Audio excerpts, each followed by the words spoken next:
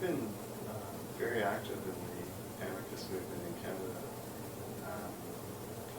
It started off kind of slow for me because in Kingston, Ontario, where I was in the 1980s, there was a small anarchist group there, but they didn't identify as anarchists. They worked on different issues using direct action tactics and so on. They were very much involved in a pacifist nonviolent federation that published a journal called Subject to Change. And although I admired what they did and so on, it wasn't constructive enough for me. It was always about protest.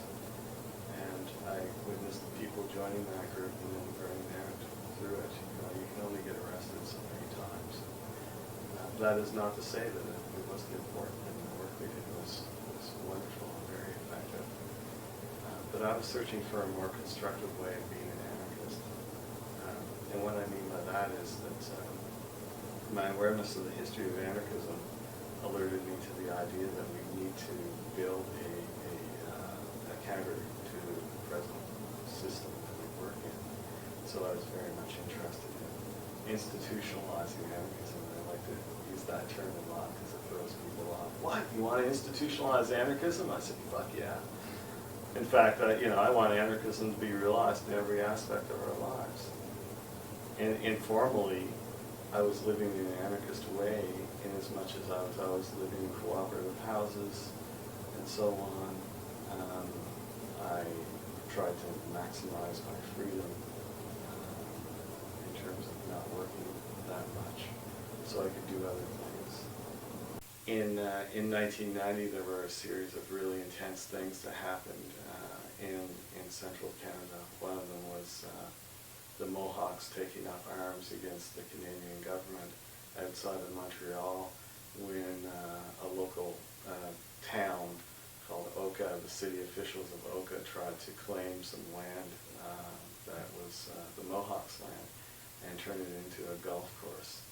And they objected strongly to that by taking up arms, building barricades.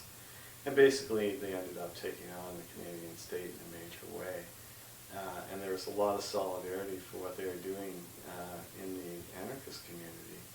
And the newspaper that I was part of, we sent people to the barricades, and I was involved in smuggling food into the Mohawk territory, and basically mobilizing people in our own town to protest against what was going on.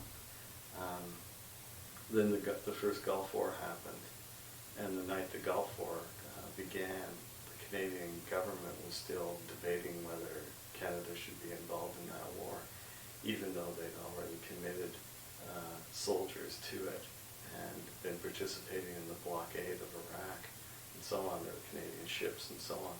And so when the bombs started dropping, all these parliamentarians just said, oh, well, that's it, we're involved in the war now, everyone rally around the flag.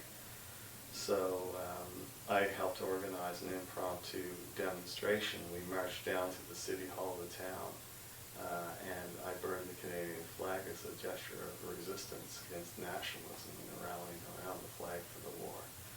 There were a lot of media there, and so I became a kind of bête noire for all these reactionaries. I was denounced on Hockey Night in Canada and stuff like this, and lots of death threats. Crazy stuff started happening.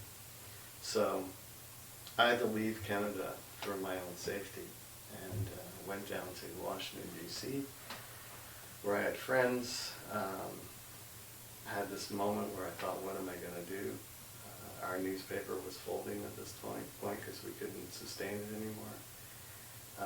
And I decided to apply to go back to school, go to graduate school in art history. I'd always been interested in the history of art.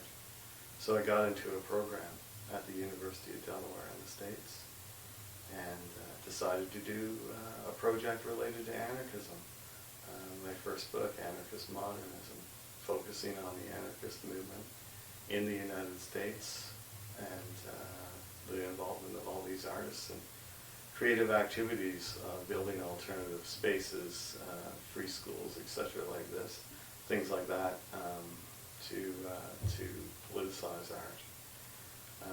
Some of the knowledge that I gained through writing that book informed my politics when I came back to Canada in 1998, because I came to Toronto, lived with friends, had no money, didn't know what I was going to do with my life, started applying for jobs, started turning my dissertation into a book. And lucky for me, there was an anarchist gathering that was held in 1998 called Active Resistance, which brought people from across North America to Toronto. And at that gathering, one of the workshops was on alternative economics and building anarchist communities. And so out of that workshop came a proposal for an anarchist free school. I got involved in founding the Anarchist Free School in Toronto, which got up and running in 1998, and had the pleasure of working with other people who identified as anarchists around an explicitly anarchist project for the first time in my entire life, and it was just amazing. Some of the people who were involved in that project were also involved in starting an anarchist punk bookstore in Kensington Market in downtown Toronto. So suddenly we had an anarchist free school, we had an anarchist bookstore, we had an anarchist movement, you know. We also already had anarchist publications and so on. There's an anarchist identified internet group called the Toronto Anarchist Organization that we're starting to develop an anarchist presence on the web. Just when the web is starting to get going, and it's a very important tool for our movement. So I had this period from 1998 to 99, which was extremely exciting for me in terms of being involved in overtly anarchist projects and drawing people into an anarchist identification. I took that energy with me to my first job, which was at the University of Alberta, or in Alberta, the province of Alberta, in Edmonton, Alberta, where I got involved in starting an anarchist book fair, which again made the politics of so many activists explicit, you know, and drew people into the movement who were curious about anarchism and so on. In 2003, I moved on to the University of Victoria, which is on Vancouver Island in British Columbia.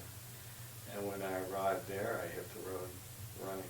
You know, I already knew how to do a few things, so I joined a collective to start an anarchist bookstore, and also established an anarchist book fair there with others. And it's been running and thriving ever since. So for me as an anarchist, it's really important to build community, and I think the way to do that first and foremost is to make your politics explicit, not hide them, not bury them in single issue movements, but rather work to build an explicitly anarchist scene. I think that's an important part of being an activist.